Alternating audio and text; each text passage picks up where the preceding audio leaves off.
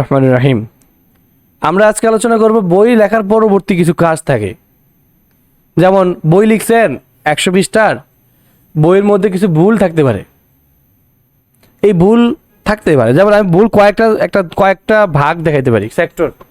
একটা বড় হলো আপনি টাইপিং করতে যেয়ে কমন কিছু ভুল করেন, ডাবল স্পেস দিয়ে ফেলেন, এবার ডটের আগে কমা স্পেস দেন, কমার আগে স্পেস দেন, এই সমস্ত ভুল থাকতে পারে। এগুলো কমন ভুল, এগুলো আপনার বইয়ের মধ্যে হাজার হাজার থাকতে পারে। এগুলো কমন ভুল বা টাইপিং মিস্টেক। আরেক ধরনের ভুল হলো মনে করেন আপনি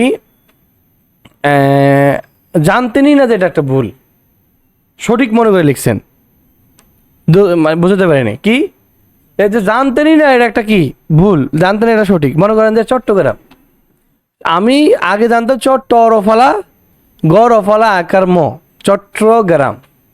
পরে এক সময় দেখলাম না এটা চট্ট না, এটা চট্ট।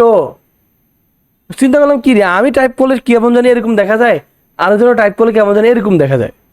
তখন এক সময় রিয়েলাইজ হলো না আমারটাই ভুল, এটা ট ফালা, চ ট ফালা, অর্থাৎ টয়টো ফালা। এখন এই যে টয়টো ফলা, এই যে এই বিষয়টা তো আমি পরে জানছি না। মনে করেন আমি ইতিপূর্বে একটা বই লিখছি চট্টগ্রামের ইতিহাস এবং ঐতিহ্য। তো এখন বুঝেন আমি আমার ভুলটা আমি এই বইতে কমপক্ষে 200-300 টাকা লিখে ফেলছি, চট্টগ্রাম চট্টগ্রাম চট্টগ্রাম চট্টগ্রাম। হঠাৎ করে যখন বইতে একবার নজরে পড়লো বা কেউ আমার দেখাইলো, ভাই আপনি তো এই জায়গায় ভুল করছেন, সে তো পুরো বই দেখে বললো না, এক জায়গায় হঠাৎ করে বলছে ভাই আপনি তো চট্টগ্রামে ভুল করছেন। এখন আপনার কেমন লাগবে বলেন তো? আহা, এটা তো আমার সব জায়গায় ভুল আছে। এই যে একটা না জানতে পারা ভুল, না জেনে সঠিক মনে করে লিখছেন একটা ভুল, এই ভুলটা কিন্তু অনেক মারাত্মক ভুল। এটা তো এই অনেক জায়গায় সঠিক মনে করে টাইপ করছেন না, এক ধরনের ভুল। মোট কয় ধরনের ভুল গেল? প্রথম কি বলেন তো? Typing mistake. পর ভুল কি? না জেনে ভুল করা। না জেনে ভুল করা তো সবাই করে না, না জেনে সঠিক মনে করে ভুল করা। এটা ভুল, জানতেন না ভুল, সঠিক মনে করে কি করছেন, ভুল করছেন। এটা একটা সেক্টর বুঝতে হবে। আর হলো দোদুল্যমান ভুল। দোদুল্যমান ভুল বোঝেন, বাংলাতে আমাদের বাংলা একাডেমির সাথে আমাদের সাথে সাংঘর্ষিক হয়। এক সময় একরকম থাকে, আরেক সময় আরেক রকম থাকে। যেমন বিষয় আমি দেখছি দীর্ঘিকার দিয়ে অনেকে লিখতে, ব দীর্ঘিকার দন্ত মধ্যনস্য অন্তস্থ হয় বিষয়। আবার দেখি যে বিষয় রসিকার দিয়েও দেখছি। আর আপনি তো আর বই একদিনই টাইপ করবেন না, বই তো মনে করেন আপনি 1 মাস 1.5 মাস লেখা টাইপ করতেছেন, এক এক সময় এক এক ধরনের লিখছেন। বিষয়কে 2 ভাবে লিখছেন, শিট, রেজাল্ট শিট, তালিভাষ্য রস্বইকার, আবার তালবর্ষ দীর্ঘইকার, এইভাবে লিখে ফেলছেন, কয়েক জায়গাতে কয়েকভাবে লিখছেন। এটা হলো দোদুল্যমান ভুল। বুঝতে পারিনি, মানে একই জিনিস আপনি কয়েক জায়গায় ভিন্ন ভিন্নভাবে লিখছেন। এখন যে কোনো একটা তো থাকবে, দুটো তো থাকা যায় না। তো ভুলের কয়টা স্বীকৃতি, ভুলের কয়টা সেক্টর বললাম বলেন তো? 3টা। কি কি? টাইপিং মিস্টেক, অজ্ঞতাবশত ভুল, আর হলো কি দোদুল্যমানতা ভুল। মানে আপনি একই শব্দকে আপনি কয়েকভাবে লিখছেন, কথা বোঝেন নাই? তাহলে এই 3টা ভুলকে আপনি সমাধান করবেন কিভাবে? 3টা ভুল সঠিকই থাকে আপনার কাছে যতক্ষণ পর্যন্ত এটা প্রমাণ না হয়। ভুল কতক্ষণ পর্যন্ত সঠিক থাকে? প্রমাণ না হয় ততক্ষণ এটা সঠিকই থাকে। মানুষ সঠিক সবসময় বলে আমি ফিট, যখনই ভুল ধরা দেওয়া হয় তখন তার মধ্যে ভুল প্রকাশ পায়, না তো পায় না। বিষয়টা এরকম। এখন মনে করেন হঠাৎ করে বলছে তুমি যে এখানে যে ভিডিও লেখছো, ভিডিও তো না, এটা তো হলো অডিওর বই, তুমি ভিডিও লেখছো কেন? এটা একটা ভুল। এখন আমি সেটা চেক করি তো এটা কয় জায়গায় লিখছি। আমি যদি চেক করতে যাই, ম্যানুয়াল চেক করতে যাই, আমাকে প্রত্যেকটা পৃষ্ঠাতে গণতে হবে না যে এখানে আছে কিনা, এখানে আছে কিনা। এইভাবে গণাটা অনেক কঠিন। আমরা কি করবো, এডিটিংয়ে যাবো, এখানে লেখেন ফাইন্ড নামে একটা অপশন আছে। কি নাম? ফাইন্ড। এখানে একটা টিপ দিব, এটা এরকম আসছে আপনার কাছে, এরকম আসছে, এরকম থাকবে, এরকম থাকবে। আমি এটা একটা এদিকে নিয়ে রাখি, এদিকে রাখি দেখার জন্য। আচ্ছা, এখানে সার্চ করব, কোথায়?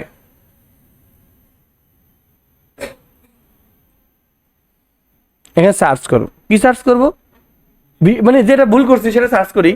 আমি ভিডিও লিখে ফেলছি ভুল, এই ডকুমেন্টের মধ্যে লেখা দরকার কি ছিল, বুঝতেছেন তো? VIDEO। মার্শাল্লাহ, আমি মোটামুটি 268 জায়গাতে এই ভুলটা করে ফেলছি। কয় জায়গাতে? এখন আপনার প্রশ্ন হচ্ছে, স্যার আমি তো এখন বিপদে পড়েছি, আমাকে এগুলো সব জায়গাতে পরিবর্তন করতে সময় তো লাগবে। এক পৃষ্ঠাকে তো আমাকে 1 মিনিট 2 মিনিট করে সময় দিতে হবে না? আর সময় দিতে দিতে দেখা যায় আধা ঘন্টা 1 ঘন্টা লেগে দিতে পারে। আবার এমন হতে পারে কোনো কোনো জায়গাতে আপনি ভুলে রেখেও দিতে পারেন, ঠিক না? তাহলে আপনার সমাধান কি স্যার? সমাধান আছে। সমাধান হলো রিপ্লেস করা। ভুলটা ধরা পড়ছে তো? সঠিকটাও জানা আছে তো? বলেন 2টা কথা। ভুল ধরা পড়ছে, সঠিক জানা আছে, সমস্যা নেই। কি করবো এখন? রিপ্লেস করব। ভুলটাকে দিয়ে সঠিকটাকে কি করব? রিপ্লেস করব। না, সঠিকটাকে দিয়ে ভুলটাকে রিপ্লেস করব, মানে প্রতিস্থাপন করব, শব্দ প্রতিস্থাপন করব। 1 সেকেন্ডের 1 ক্লিকের কাজ। এই জন্য আমি দেখিয়ে দিই, এডিটিংয়ের মধ্যে রিপ্লেস নামে একটা অপশন দেখা যাচ্ছে। রিপ্লেস মানে হলো, দেখেন লেখা আছে আমি কি করতে পারবো, রিপ্লেস করতে পারবো অন্য কিছু দিয়ে। আমি রিপ্লেস অপশনে ক্লিক করলাম। অবশ্যই 2টা সেকশন থাকবে, 2টা ঘর থাকবে। একটাতে পুরাতন লেখাটা দিবেন, একটাতে নতুন লেখাটা দিবেন। কথা বুঝেন নাই? তা আমি এখানে পুরাতন লেখাটা হলো ভিডিও, VIDEO, এটা আমাদের কি লেখা। আর আমাদের নতুন লেখাটা কি হবে? অডিও, AUDIO, ODIO, ঠিক আছে না? রিপ্লেস অল টিপ দিয়ে দিচ্ছে, বাস হয়ে গেছে। আর এটা তো এত সহজ, এত সহজ, আপনি এটা সবসময় ভুলে যাবেন। কারণ সহজ কাজ, বারবার টিপবেন না, শিখবেন না, বা প্র্যাকটিসে রাখবেন না, চর্চায় রাখবেন না, এক সময় ভুলে যাবেন। এই জন্য কতবার প্র্যাকটিস করবেন যেন ওই সময়, যে সময় লাগবে সেই সময় যেন ভুলে না লাগে, ভুলে যেন না লাগে, খেয়াল রাখিয়েন। আচ্ছা, এখন আমি একটু সার্চ করে দেখি তো আদৌ কি এটা পরিবর্তন হয়েছে কিনা। ভিডিও লিখে সার্চ করলাম, লেখা আসছে এই ডকুমেন্টের মধ্যে একটা সিঙ্গেল ভিডিও শব্দ নাই, নো ম্যাচ। আচ্ছা, অডিও লিখে সার্চ করে দেখি, AUDIO, যে যে জায়গাতে অডিও মানে ভিডিও ছিল ওই ওই জায়গাতে কি তৈরি হয়ে গেছে? রিপ্লেস হয়ে গেছে। এটা আপনার জন্য সহজ হবে না? আচ্ছা, আরেকটা একটা বলি, আপনি সম্ভাবনাময় ভুলগুলো সার্চ করতে হবে। ওই যে দোদলমান ভুল, আপনি বিষয়ে রসিকার দিয়ে লেখছেন, আবার জানেন যে দীর্ঘিকার দিয়ে লেখছেন, যেটা সঠিক সেটাও সার্চ করে দেখেন আছে কিনা, যেটা বেঠিক সেটাও সার্চ করে দেখেন আসে কিনা। যদি দেখেন তো বেঠিকটাও আছে, মানে ধরা খাইছে তো, বেঠিকটা আছে, বোঝেন নাই? মানে আমি ভুল একটা শব্দ সার্চ করে দেখেন না আছে, তার মানে ভুল প্রমাণিত ধরা গেছে তো, তাহলে আপনি এসে সঠিকটা কি হবে আর বেঠিকটা কি হবে সেটা দিয়ে রিপ্লেসে ক্লিক করবেন। কথা ক্লিয়ার হয়েছে তো? আচ্ছা, এমনিভাবে আরেকটা বিষয়, যেমন typing mistake, space double double দিয়ে দিয়েছেন কোনো কোনো জায়গায়, এগুলো ভুল করছেন। কোনো জায়গায় টাইপিং করতে স্পেস ডাবল দিয়ে দিয়েছেন, এটা তো ভুল। তো এই ভুলটা যে করলেন, এই ভুলটা তো সমাধান করতে হবে না? আবার কমার আগে স্পেস, কমার আগে স্পেস, ডটের আগে স্পেস, কমার আগে স্পেস, ডটের আগে স্পেস, এগুলো করছেন আপনি, ভুল করছেন। তো ভুলের সমাধান কি? প্রথমে হলো সার্চ করে দেখা আদৌ কি ভুল করলাম কিনা। আমি স্পেস ডাবল দিলাম, 2টা স্পেস দিয়ে সার্চ করে, হ্যাঁ 7 জায়গাতে আমার এই ভুলটা আছে। অথচ এটা ম্যানুয়াল তো বের করা অনেক কঠিন, সম্ভব না। মানে আপনি কোন কোন জায়গায় স্পেস বেশি দিচ্ছেন কেমনি দেখবেন? তা আপনি সার্চ করে দেখলেন যে 7 জায়গায় এই ভুলটা আছে, তাহলে ঠিক আছে, আমি রিপ্লেসে ক্লিক করলাম। আমি প্রথমে উপরে এই স্পেস 2টা দিলাম, আর নিচে করে দেবো একটা দিয়ে রিপ্লেস অলে ক্লিক করলাম, বাস আমার 7 জায়গা থেকে ওই ডাবল স্পেসটা সরে গেছে। আরেকটা হলো যে আমি আমার স্পেস দিয়ে, একটু খেয়াল করি, স্পেস দিয়ে ডট কত জায়গায় আছে, হ্যাঁ 4 জায়গায় আমার ভুলটা হয়েছে। তারপর রিপ্লেস কেন করবো? আমার 7 জায়গাতে দেখাই যায়, কাছাকাছি দেখা যায়, তার রিপ্লেস করার দরকার নেই। আর যদি মনে হয় 700 জায়গায় আছে, তখন কি করবো আমরা? রিপ্লেস অপশন থেকে এখানে স্পেস দিয়ে ডট দিব, এখানে শুধু ডট দিব, শুধু ডট, তারপরে রিপ্লেসে ক্লিক করে দিব, বাস 4 জায়গা থেকে রিপ্লেস হয়ে গেছে। বা ছোটো কাজটা আপনাদের অনেক কাজ হেল্প করবে না ইনশাল্লাহ?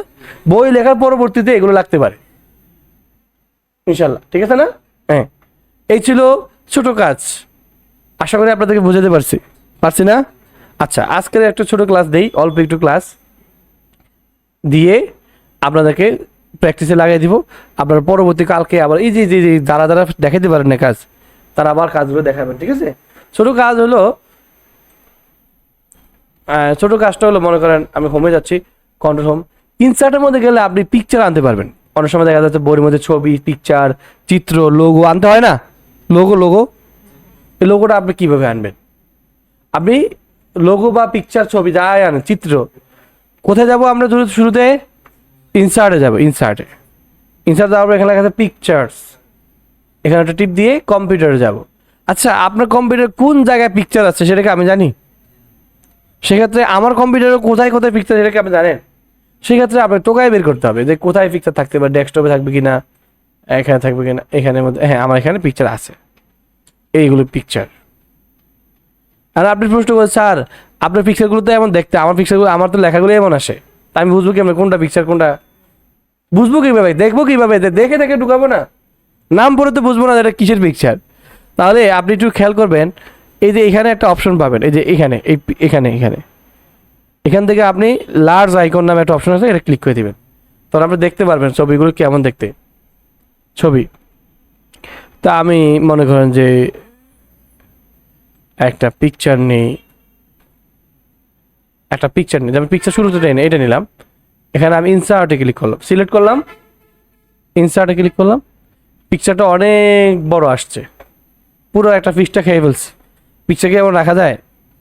প্রথমে করলাম আমরা এটাকে ছোটো করবো, ছোটো করতেছি, দেখেন ছোটো করি, জুম করে নিলাম, পিকচারটাকে টেনে নিয়ে এখানে আনলাম। পিকচার দেখেন, পিকচারের কারণে পুরো জায়গাটা খালি হয়ে গেল না? আমরা দেখি যে পিকচারটা এমন থাকে না, পিকচার থাকে লেখার পাশে, লেখা থাকে পাশে, না এরকম থাকে না? তো এটার জন্য আপনার একটা কাজ করতে হবে। দেখেন যখন আমি ইনসার্ট থেকে কোনো একটা পিকচার আনলাম, তখন দেখেন এখানে আলাদাভাবে একটা ট্যাব আসছে, দেখেন নাম আসে পিকচার ফরম্যাট, কী লেখা আসছে? বাহিরে ক্লিক করলে দেখেন নাই, পিকচারে ক্লিক করলে দেখেন আসে, বাইরে ক্লিক করলে, পিকচারে ক্লিক করলে, তাই আমি পিকচারে ক্লিক, ফরম্যাটে ক্লিক করলাম।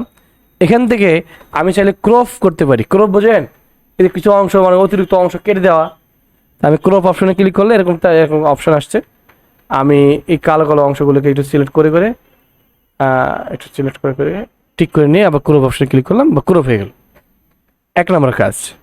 ফরম্যাটের মধ্যেই আরেকটা কাজ হলো যে wrap text, WRAP, wrap text. Wrap টেক্সটের কাজ কি? কাজ হলো লেখাকে পিকচারের সাথে মিলানো। এখন দেখেন লেখা একদিকে যায়, পিকচার আরেক দিকে যায়, এটা সমাধান হলো র্যাপ টেক্সট অপশনের মধ্যে।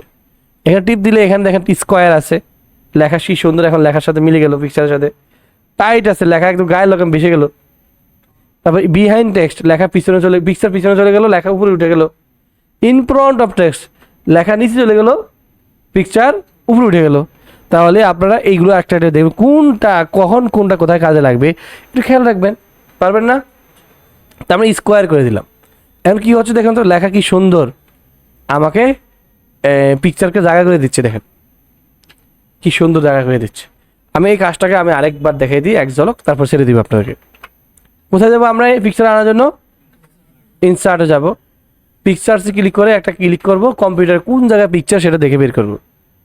যেমন আমার পিকচার হলো এইটা, ইনসার্টে ক্লিক করলাম, পিকচারটা অনেক বড় আসছে, ছোটো করে দিই। ছোটো করে দিলেও তো আমার একটা সমস্যা হলো যে লেখার সাথে মিলে না, লেখার সাথে কী করে না। তাহলে আমরা কোথায় যাব? পিকচার ফরম্যাট, পিকচারে ক্লিক করলে আসে, র্যাপ টেক্সট থেকে স্কোয়ার করে দিলেই দেখ সুন্দরভাবে মিলে গেছে না, ব্যাস বসিয়ে দিলাম। যদি স্যার একটু অতিরিক্ত এরিয়াটা একটু ক্রপ করে নিতে ভালো হতো, ঠিক আছে ক্রপ অপশনটা ক্লিক করেন, কতটুকু এরিয়া ক্রপ করবে সেটা দেখে নেন।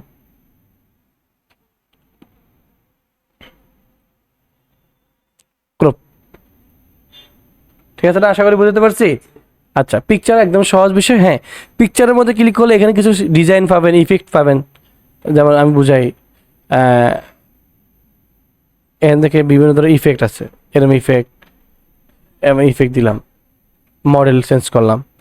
আবার চাইলে ইফেক্ট চেঞ্জ করতে পারেন, অথবা চাইলে না রাখলে আপনার এখানে রিসেট মারতে পারে, রিসেট মানিল পিকচার আগের মতো হয়ে যাবে আর কি। আশা করি আপনাদেরকে এই বিষয়গুলো বুঝাতে পারছি। তাহলে আপনারা আজকের ক্লাসটা কী ছিল আমি আবার বলি।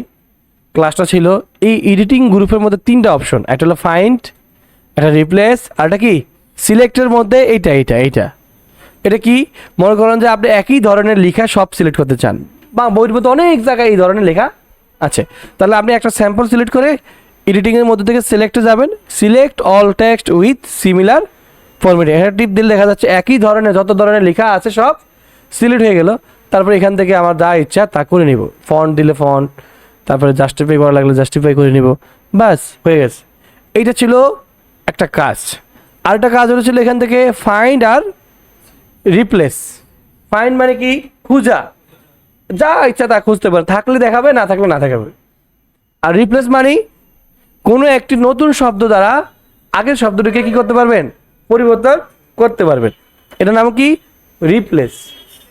আর কিছুক্ষণ আগে দেখাইলাম এইমাত্র যে ইনসার্টে গেলে পিকচার পাবেন, ঠিক আছে না?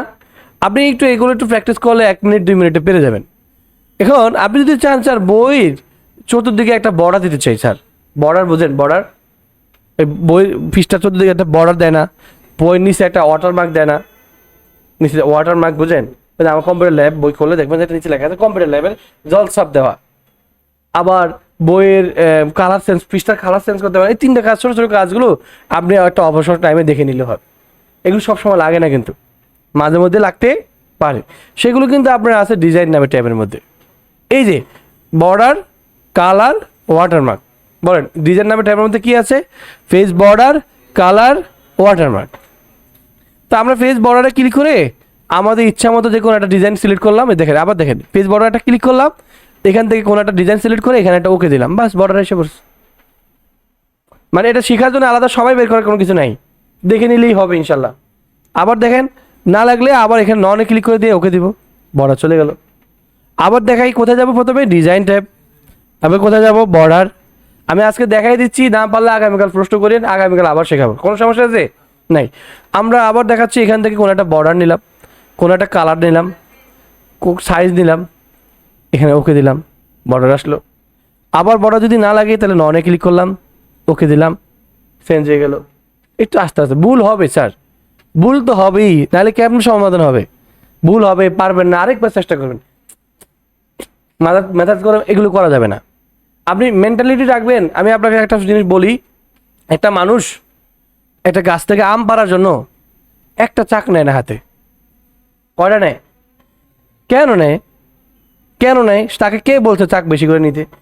সে জানেই, যে কনফার্মলি জানে যে এক চাকে নাও পড়তে পারে। তাহলে আপনি এক চান্সে কীভাবে শিখবেন? আপনি এটা কীভাবে বুঝলেন যে টিপ দিলেই আপনার মন মতো হবে? ভুলও তো হইতে পারে। এই জন্য ভুল হবে যে এটা সামনে রেখেই আপনারা প্র্যাকটিস করবেন। ভুল হলে তো হইলো, না হলে ভালো, হইলে কী কারণে হয়েছে সেটা একটু দেখার চেষ্টা করি। কোথায় ক্লিক করলাম আর কি ভুল হইলো, সব নষ্ট হয়ে গেছে, সুন্দর করে কেটে দেন, কেটে দিয়ে আবার বিসমিল্লাহ করে শুরু করেন, আবার চেষ্টা করেন। আপনাকে তো কেউ এখানে এমন তো না 2 বছর ধরে একটা কাজ করছেন, যা কেটে দিতে কষ্ট লাগে, এরকম না। বারবারে মাথা ঠান্ডা রেখে প্র্যাকটিস করবেন, কোনোভাবে গরম দেখানো যাবে না।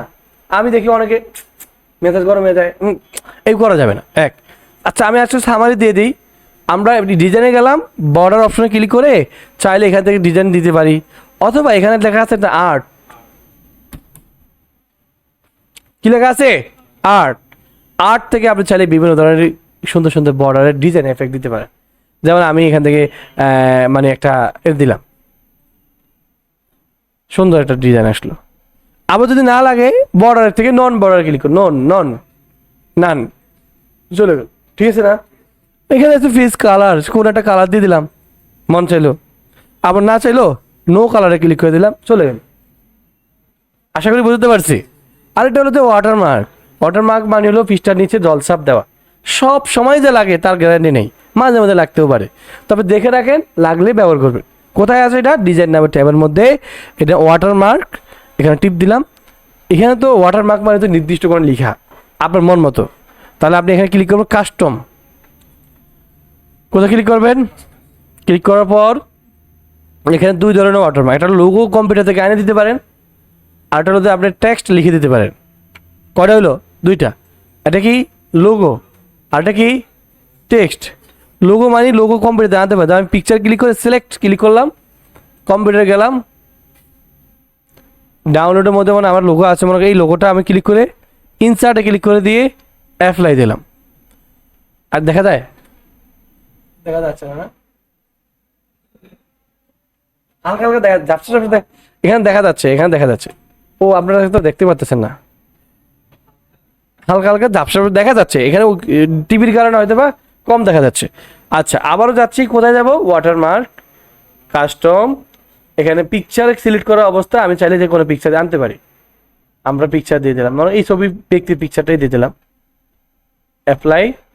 তাহলে এখানে ওই ব্যক্তির পিকচারটা দেখা যাবে, হালকা হালকা দেখা যাচ্ছে। আচ্ছা আচ্ছা। আর আমি দেখুন না স্যার, এত হালকা না, আর একটু গাঢ় থাকলে ভালো হবে। তাহলে আমরা আবার কাস্টমে যাব, আর এখানে ওয়াশ আউটটা উঠে দিয়ে আবার অ্যাপ্লাই ক্লিক করে দিব। দেখা যাচ্ছে না? বেশি গাঢ় হয়ে গেলে আবার সমস্যা, লেখা দেখা যাবে না। এটা জানতে থাকতে হবে একটা বিষয়। আচ্ছা যদি করে স্যার আমার পিকচার টিকচার না, আমি শুধুমাত্র কিছু লিখে দিব, তাহলে টেক্সট ওয়াটারমার্কে ক্লিক করে এখানে আপনি টেক্সটের পরিবর্তে কিছু লিখে দেন। দিলাম কম্পিউটার ল্যাব, TERLAB ল্যাব, বাস অ্যাপ্লাই ক্লিক করে দিলাম। এখন দেখা যাচ্ছে কিন্তু আপনারা দেখতে পাচ্ছেন না, টিভিতে দেখা যাচ্ছে কিন্তু এখানে দেখা যাচ্ছে। আর আমি যদি একটু একটা কিছু লেখা আছে দেখেন না, এখানে কি করি, তারপর ওকে ক্লিক করি, তাহলে একটু স্পষ্ট দেখা যাবে। দেখা যাচ্ছে কেন?